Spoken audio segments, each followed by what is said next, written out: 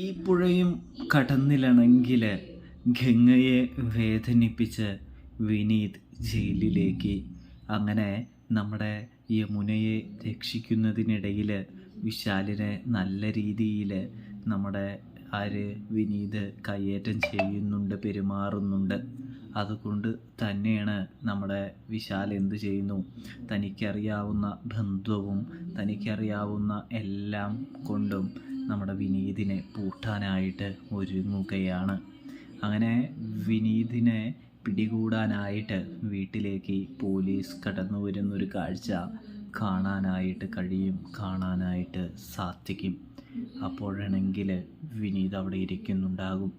അങ്ങനെ ഗംഗ നോക്കി നിൽക്കെ വിനീതിനോട് തങ്ങളുടെ കൂടെ വരാനായിട്ട് പറയുന്നൊരു കാഴ്ച കാണാനായിട്ട് കഴിയും. അപ്പോൾ വിനീത് ചോദിക്കുന്നുണ്ട്, എന്താ സാറേ, എന്താ പ്രശ്നമെന്ന്. ഇതേ സമയം നീ ആ വിശാലിനെ കയ്യേറ്റം ചെയ്തില്ലേ, അതിന് പിടിച്ചുകൊണ്ട് പോവാനായിട്ട് വന്നതാണ് എന്ന് പറയുന്നു.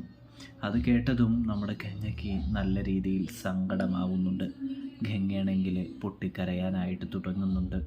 അങ്ങനെ ഗംഗയുടെ മുന്നിലൂടെ വിനീതിനെ അറസ്റ്റ് ചെയ്ത് പോലീസ് സ്റ്റേഷനിലേക്ക് കൊണ്ടുപോകുന്നൊരു കാഴ്ച നമുക്ക് കാണാനായിട്ട് സാധിക്കും. ഒന്നും ചെയ്യാൻ കഴിയാതെ ഗംഗയും കാവേരിയും ഒക്കെ നോക്കി നിൽക്കുന്നതും കാണാൻ കഴിയും. സത്യം പറഞ്ഞാൽ ഇതിൻ്റെ പിന്നിൽ ജയപാലൻ്റെ കറുത്ത കൈകളുണ്ടോ എന്ന് നമ്മൾ ഒന്ന് ആലോചിക്കേണ്ടിയിരിക്കുന്നു.